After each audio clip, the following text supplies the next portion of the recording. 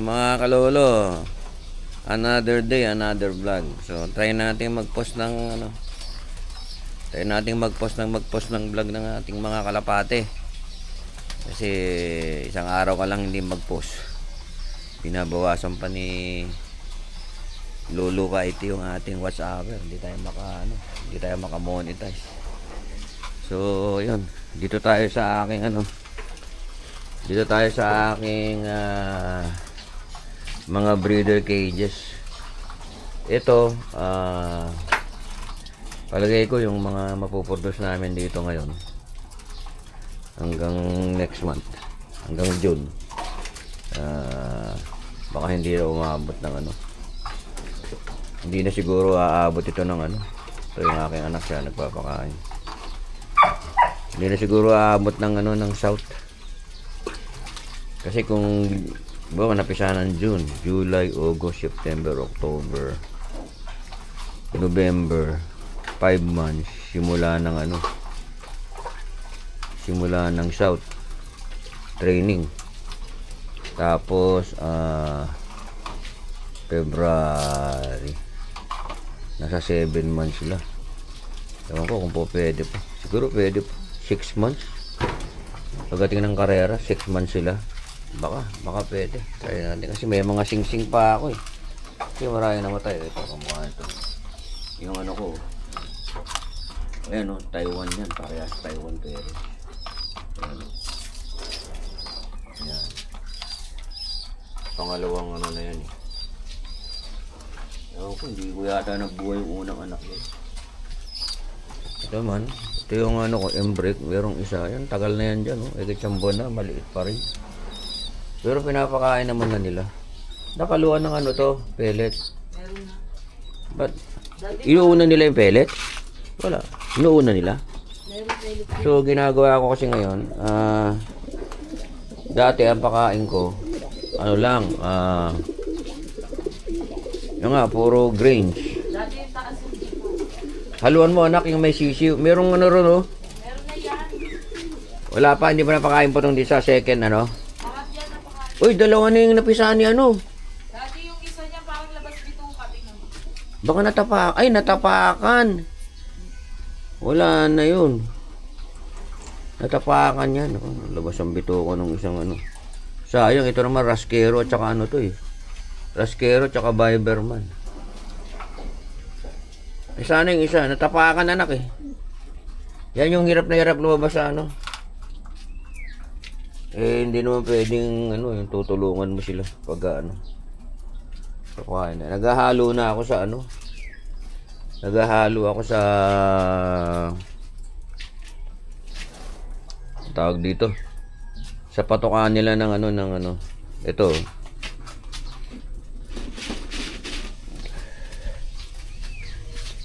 Buksan natin.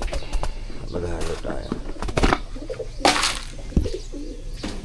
Ayan yung binili ko Gallimax 3. GMP na Gallimax 3 na maintenance. Kasi yung dati ang inaano ko yung Integra 3000. Hindi ko gusto yung amoy. Kaya i-try ko tong Gallimax.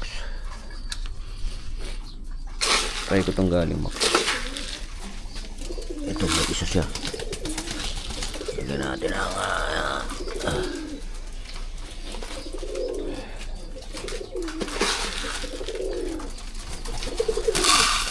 Pakain tayo.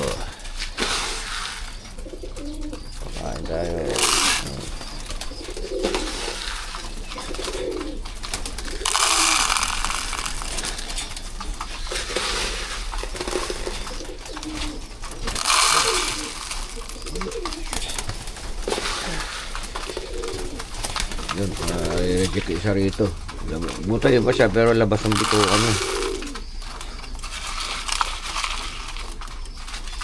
labas ang bito ka. Yung sakit na kaya tapon nila yung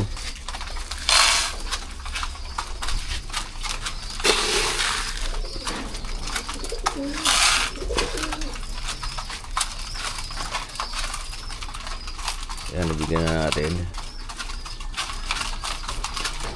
Tinatapon, mukhang ito, wala na sila na ito. Nabasa, kaya pala. Kasi nagkakaanggi rito eh. Maanggi. Napakain mo na itong kabila, anak.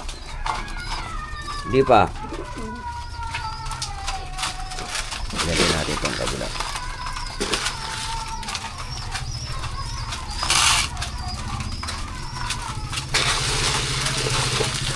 Oh, ayan, oh, may halo ito. Oh. Kinakalkal niya. Oh. Pag binibigyan ng marami, kinakalkal.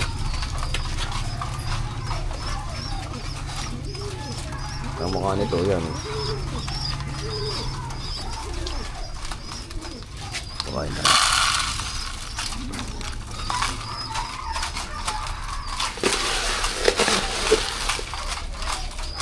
Tapos dito, ano yun, tansyado mo lang.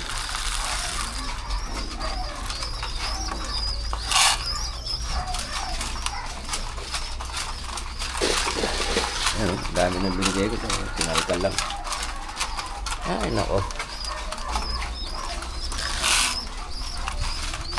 Hindi mo tuloy alam ito. Ayan, hinaluan ko, nakahalo kasi rin. Kinakalkal lang nila.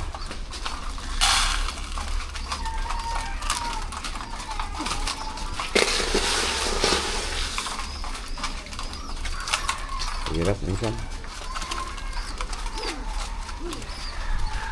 Gawin na ito.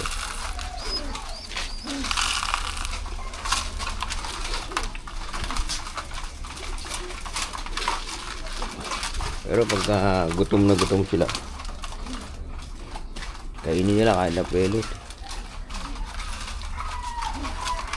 Nahaluan ko na para ano. Ang gusto ko kasi maging bunto yan. Medyo gumaganda ng katawan ito. Maging bunto yung katawan ng sisiw. Ito, dalawa to eh. Ito, napakagandang ano to eh. Alcantara to. Alcantara.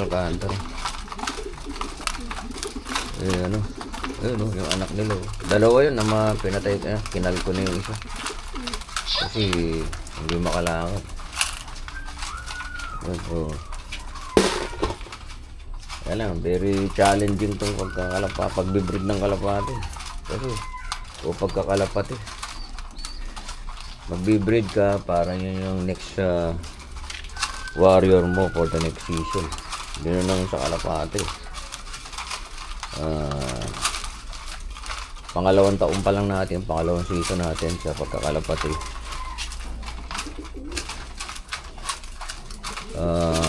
Yung itong last season lahat ng kinarera natin hindi na nakabalik, nawala. Umabot lang ng 4th lap, ubos na tayo. So ibig sabihin ubos yung laman yung ating so ginawa natin, bumili ulit tayo ng mga breeder natin kasi nga gusto nating mag-improve yung ating mga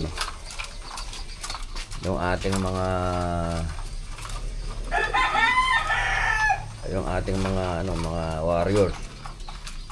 Kaya bumili tayo ng mga kamukha nito, Viberman ito. Ito yung tinapalay na sinasabi ko. So, sa tinapalay yung matipid sila mga itlog, ewan ko. Yung tinapalay sana gusto ko paramihin kasi yung subok yung linyada nun. So, yung kaibigan kong magkakalapati na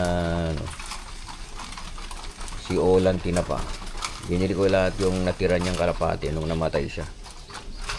So 17 yun, so ginawa ko stock.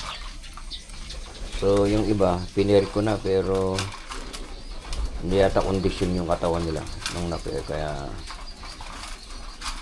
yun. Hindi ko alam kung may produce na ako sa Tinapa. Ito naman yung puti na yan, ito ay galing kay Jesse na nabili ko kay MC Love, kay Manny Zamora. Yung nilipat namin yan Sinira lang nila yung dalawang itlog. Dapat may dalawang itlog na yan. Shaking clutch niya na yan. Walang napisahan sa una. Ito naman, Rasquero Alcantara. Yung itim Rasquero Alcantara. Ito naman.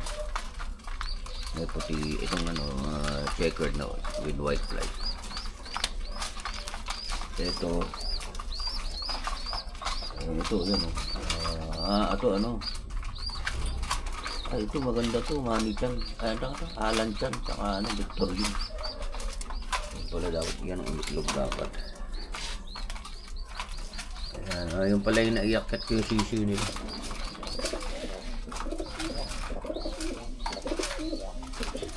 Sana may nabuhay sa sisiyo nila. Yung isang na-vlog ko rin na yung baldado yung pa anak nila yun. Dito kasi parang kailangan yata eksakto lang ang bigay mo para hindi nila kamukha nito tinapon lang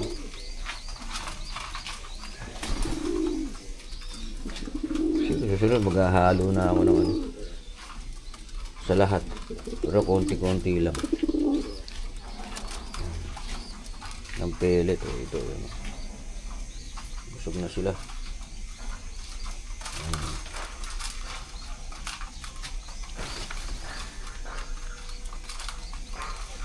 Pagka may sisi, nahahaluan ko na ng pellet.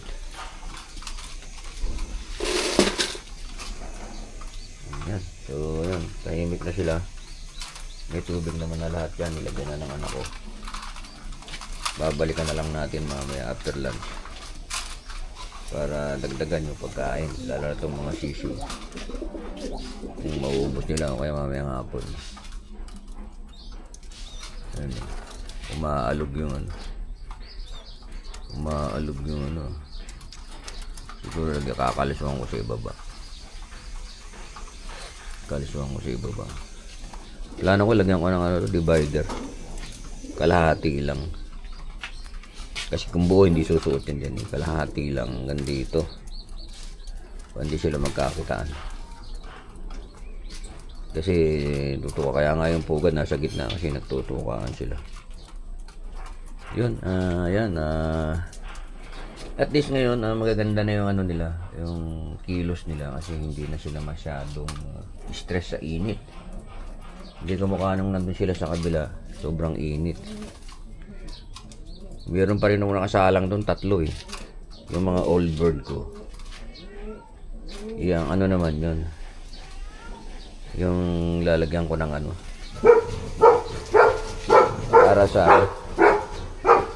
para sa summer. Produce ko na yung summer din, yung pahinga ko lahat sila. So lahat ng iba rito, yung pag nasingsing ko na yung south, kung pwede pa inahabol. Siguro kung ito na, singsingan ko na ito. 3 na yata yung nasingsingan ko rito. Ito na singsingan na ito. Ako, double check pala natin. Pag hindi ito maliit yung nito, yung siningsingan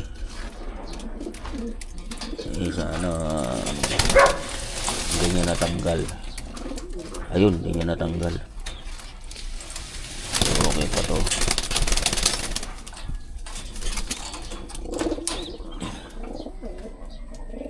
Ito, wala na to. Sigurado yung ganitong kaduming itlog, wala na yan. Tanggalin na natin para palitan nila. Wala na to. Ang ganitong kaduming itlog, wala na. Labasa siguro. Yun wala na. Sayang papisano. Ito tatanggalin ko na yung dyan, yung isang anak niya. Yun mga kalolo, yan ang routine natin sa umaga. Pagkatapos nating pagkatapos nating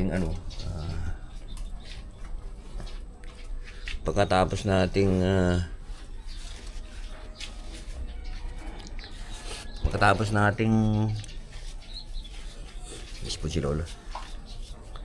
Pagkatapos nating magpakawala dun sa kabila, kasi bago natin pakainin yun is nilolo-fly natin.